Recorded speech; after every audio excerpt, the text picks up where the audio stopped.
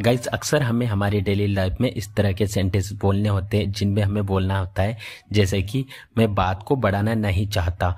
बात को बढ़ा क्यों रहे हो, अब बात बढ़ चुकी है, बात को बढ़ाओ मत।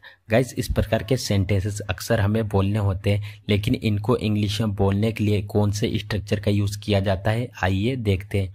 इस तरह के सेंटेंसेस को बोलने के लिए जिस स्ट्रक्चर का यूज किया जाता है वह है इलोंगेट द मैटर, जिसका हिंदी मतलब होता है बात को बढ़ाना। गाइस बहुत ही कमाल का स्ट्रक्चर है, ये नेगेटिव और पॉजिटिव दोनों में यूज होता है। आइए इसको यूज करने का रूल देखते हैं। सबसे पहले लिखेंगे सब्जेक्ट, फिर उसके बाद लिखेंगे हेल्पिंग वर्ब जो कि सब्जेक्ट और टेंस के अकॉर्डिंग चेंज होती रहेगी। उसके बाद लिखेंगे इलोंगेट द मैटर, फिर उसके बाद लिखेंगे अदर वर्ड। गाइस यहाँ पे जो इलोंगेट है वो मेन वर्ब है, वो हमारे टेंस के अकॉर्डिंग चेंज होती रहेगी। तो गाइस इसको और भी बेहतर तरीके से सीखने के लिए, समझने के लिए कुछ एग्जाम्पल्स लेते हैं। तुम बात को बढ़ा रहे हो, you are elongating the matter. मैं बात को बढ़ाना नहीं चाहता, I don't want to elongate the matter. बात को बढ़ाओ मत, डोंट इलोंगेट द मैटर। बात को बढ़ा क्यों रहे हो, why are you elongating the matter. अब बात बढ़ चुकी है, no matter has been elongated. बात खुद नहीं बढ़ती बल्कि बढ़ाई जाती है, इसलिए यहाँ पर पैसिव वॉइस का यूज किया जाता है।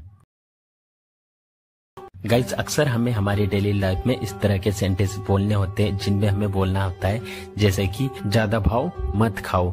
ज्यादा भाव क्यों खा रहे हो, तुम हमेशा ज्यादा भाव खाते हो। गाइस इस तरह के सेंटेंसेस को इंग्लिश में बोलने के लिए जिस स्ट्रक्चर के यूज किया जाता है वो है एक्ट सो प्राइसी। इसका मतलब होता है ज्यादा भाव खाना। गाइस ये बहुत ही इंपॉर्टेंट स्ट्रक्चर में से एक है और इसका हमारी डेली लाइफ में बहुत यूज होता है। तो गाइस चलिए इसको यूज करने का कंप्लीट रूल जान लेते हैं। सबसे पहले बोला जाता है सब्जेक्ट, उसके बाद हेल्पिंग वर्ब, हेल्पिंग वर्ब के बाद बोला जाता है एक्ट सो प्राइसी, फिर लास्ट में बोला जाता है ऑब्जेक्ट। तो गाइस एक और बात बता देना चाहूंगा, जो एक्ट है वो मेन वर्ब है, वो टेंस के अकॉर्डिंग चेंज उसकी फॉर्म होती रहेगी। जैसा हमारा टेंस होगा वैसे ही उसकी फॉर्म होगी। तो चलिए इसे और बेटर तरीके से सीखने के लिए कुछ एग्जांपल्स लेते हैं। ज्यादा भाव मत खाओ, डोंट एक्ट सो प्राइसी। ज्यादा भाव क्यों खा रहे हो, why are you acting so pricey. उस दिन वह ज्यादा भाव खा रही थी, she was acting so pricey on that day. अगर तुम ज्यादा भाव खाओगे तो मैं चला जाऊंगा यहाँ से। If you act so pricey I will go from here. मैं तुम्हारी तरह ज्यादा भाव नहीं खाता, I don't act so pricey like you.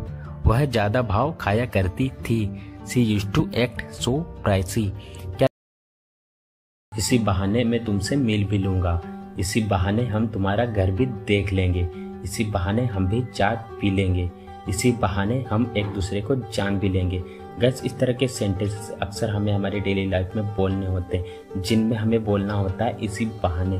तो इस तरह के सेंटेंस को इंग्लिश में कैसे बोला जाता है और इनके लिए कौन से फ्रेज का यूज किया जाता है आइए देखते हैं। तो इस तरह के सेंटेंस को बोलने के लिए इंग्लिश में जिस फ्रेज का यूज किया जाता है वो है ऑन दिस प्रिटेक्स्ट, जिसका हिंदी मीनिंग होता है इसी बहाने या इसी बहाने से या इसी बहाने।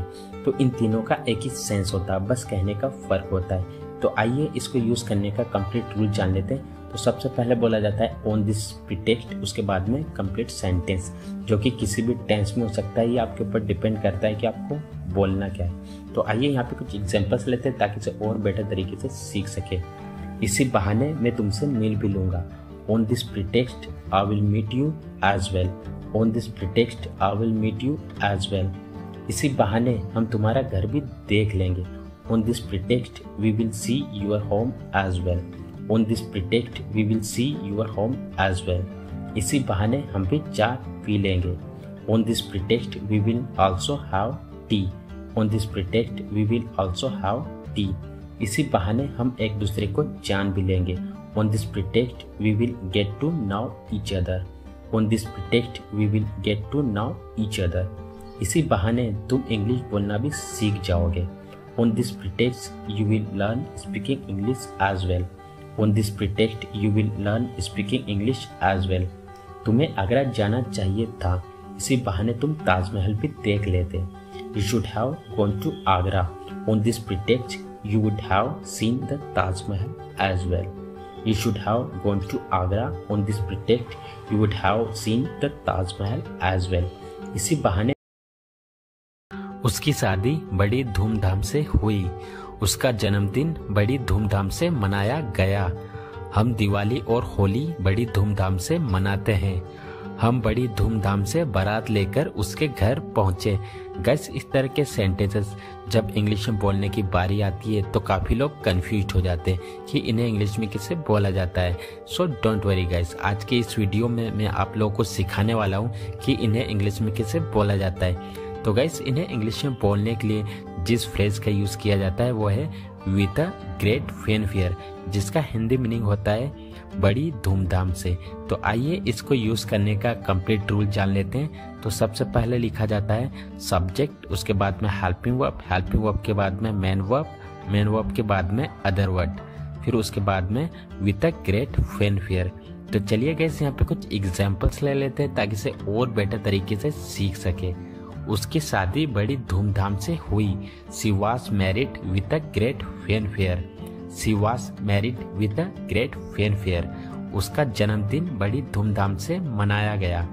His birthday was celebrated with a great fanfare. His birthday was celebrated with a great fanfare. हम दिवाली और होली बड़ी धूमधाम से मनाते हैं। We celebrate Diwali and Holi with a great fanfare. We celebrate Diwali and Holi with a great fanfare. हम बड़ी धूमधाम से गणेश पूजा और दुर्गा पूजा मनाते हैं। We celebrate Ganesh Puja and Durga Puja with a great fanfare. We celebrate Ganesh Puja and Durga Puja with a great fanfare. हमने दिवाली पर बड़ी धूमधाम से पटाखे फोड़े। We light the crackers on Diwali with a great fanfare. We light the crackers on Diwali with a great fanfare। तो guys आज के लिए बस इतना ही। अगर आपको वीडियो अच्छा लगा है तो वीडियो को लाइक करें, साथ ही साथ में चैनल को सब्सक्राइब करना ना भूलें। मिलते हैं ऐसे ही नेक्स्ट वीडियो में। Till then take care.